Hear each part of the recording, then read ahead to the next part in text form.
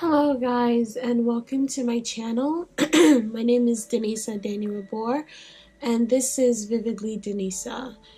Now I ask you to please forgive me for my voice because I have a little bit, I think it's a cold. Hopefully it's not because I have a runny nose and it gets stuffy at times and I have a headache right now. So please forgive me for that.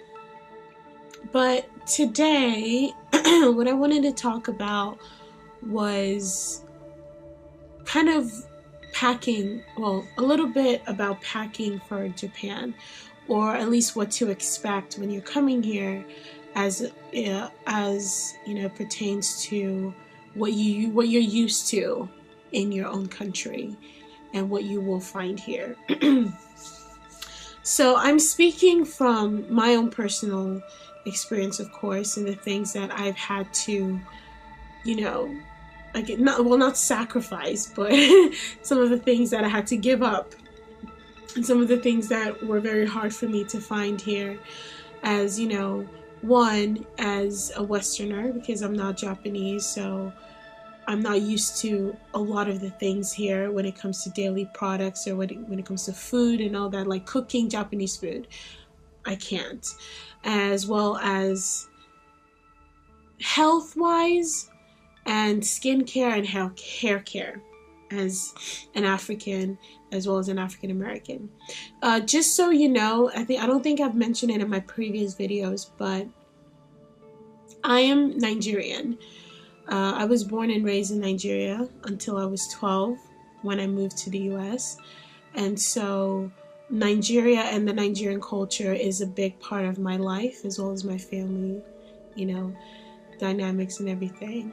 And so I eat a lot of Nigerian food, at least I used to when I was back in America, because you can find, at least where I lived, I don't know about anywhere else, but in Kansas City, Missouri, they had a few African markets, so like African stores where you can buy African ingredients or food, like food products and all that stuff, where you can easily just go buy it, find the other stuff at the farmer's market or a regular supermarket, cook, and you're done.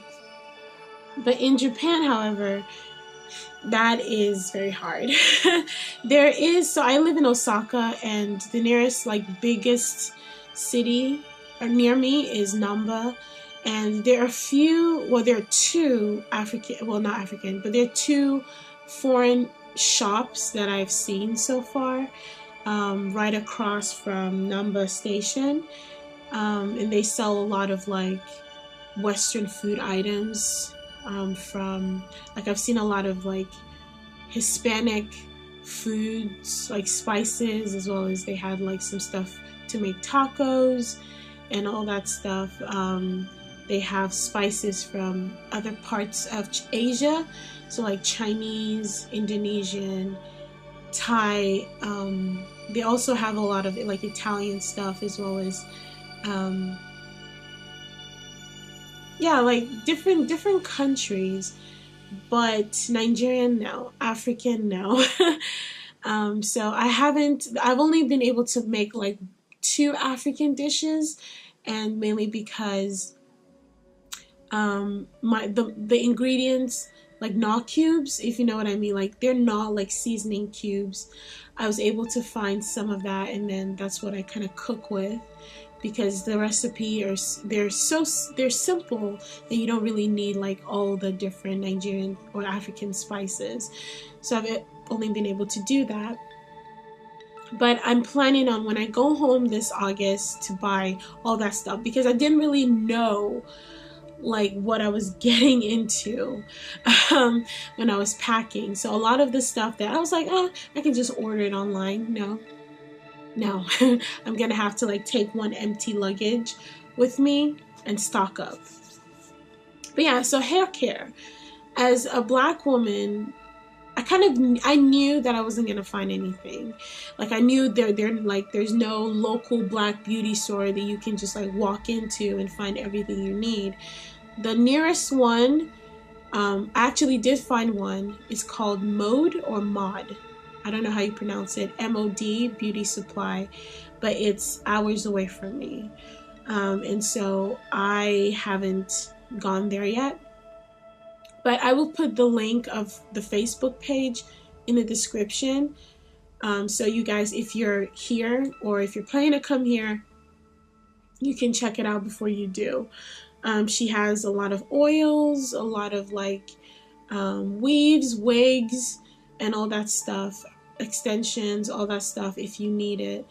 And a lot of things that we kind of need on our like daily basic hair routines, because a lot of Black women here, their hair are natural, and so they have to, you know, get all these things, these oils that normally you can get at home very easily, but you can't here. You can also get some of like the oils and the hair stuff from either AliExpress or Amazon. Those are super convenient as well. Even in the Amazon Japan, I was able to find some shea butter products that I have to order today, by the end of today, because I'm running out of the oil that I use for my hair, so I have to get that. And as well as AliExpress, as always, you know, living also in Japan, it's much closer to China, and so I get a lot of the stuff very, very quickly. Yeah, so you're not gonna find it. Please, if you're a Black woman or if you're someone with, you know, a different texture of hair than your, you know, typical Japanese woman, you're not going to find it here, and you're going to have to, it's by like finding a needle in a haystack. You're gonna have to do the work. If that's what you want, if that's what you need for your hair. There are some Black hairstylists in Japan, mainly in Okinawa and like the Tokyo area.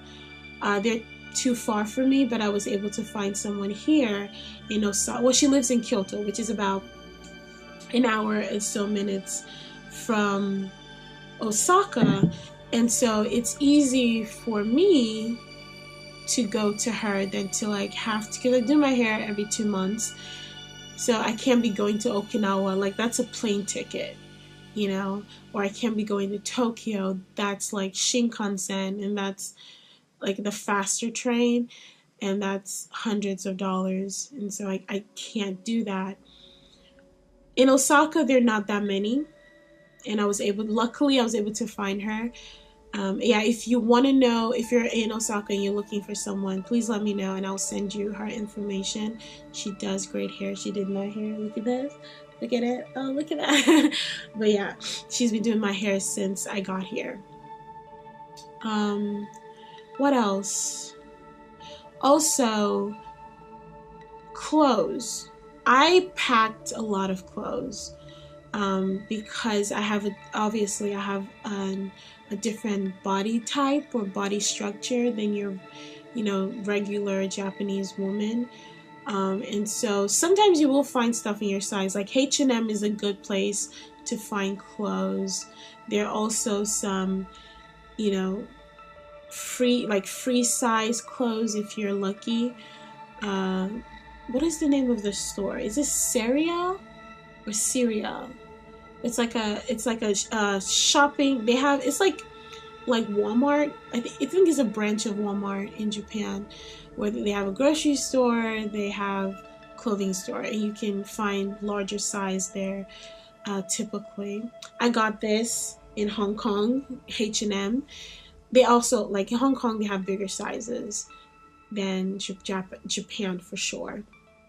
So yeah, you're lucky, but like you will see these, like when you're in a shopping area, they're like these small stores, like each different brand and owned by different people. Most likely they usually run smaller size, so I've only bought one shirt from there and it was a free size and it was like stretchy, and I really liked the shirt or the blouse. And so sometimes you'll be lucky, but don't think, if you're someone who's taller or bigger than the average Japanese woman, I would say come prepared, so come packed, winter clothes, summer clothes, all that stuff if you're spending a long time here, because you won't find those things so easily. as if you were living in your own country. Because, you know, you have to understand the demographic, the majority here are Japanese people, so shops cater to that. Yeah, like shoes. I have well, not a lot of shoes, but I have enough shoes. But I wanted to buy what you would call it, tennis shoes or like sneakers, and I had to look well, ABC Mart is a very good place to get shoes. They have different sizes and different kinds of shoes, and sometimes they have sales, which is great. I finally bought a Van sneaker there, and I really like it. It's very comfortable. And they're everywhere. ABC Mart is everywhere. You can find them. So yeah, that's another good place to sell shoes. Get shoes, because regular stores, I have bigger feet, because I don't know if it's because I'm taller, but I'm like 5'11", so I wear like a size 11 to 12 just to be comfortable. And so I had to get from the men's side in ABC Mart. So yeah, these are things that I would really consider you thinking about. All the daily things, from, you know, the things that you're used to, from the shampoo to the, you know, body care, facial care, like makeup. I can't find makeup here. Like I can find like the, you know, mascara, lipstick, and all this stuff. But as far as like my foundation and my powder, I brought all those stuff, because they don't have Fenty here, they don't have Sephora here. So I had to like buy all the stuff in packages, like a lot of it, and bring. And when I go home in August, I'm gonna do that as well. I'm gonna get more stuff because I'm running out of some stuff. So yeah, if you're darker complexion, bring your stuff, because you're either going to have to look for it online, which can be a pain, or you're just gonna have to do without, or hope that you find someone like your shade living here who's selling it. But that's very hard to find. But yeah, so please come prepared, and do your research. So I found a lot of videos on YouTube which helped me a lot. So yeah, do your research, you know, come prepared, because I don't know where I would be if it wasn't for the educational videos and all that stuff. If I hadn't like brought any of the things that I have now, I would be finding it a little bit more difficult staying here, because I have to like a few months, like 5 or so months before I can go home, you know, in August. So yeah. So yeah, well, that is it for today. Please let me know what you think in the comment section below. It's been another wonderful time with you guys. If you have any questions, please put them in the comment section, and I will try to talk about them in the next video. So yeah, this has been Vividly Denisa. Bye. I'll see you guys next week. Yeah, next week. Bye.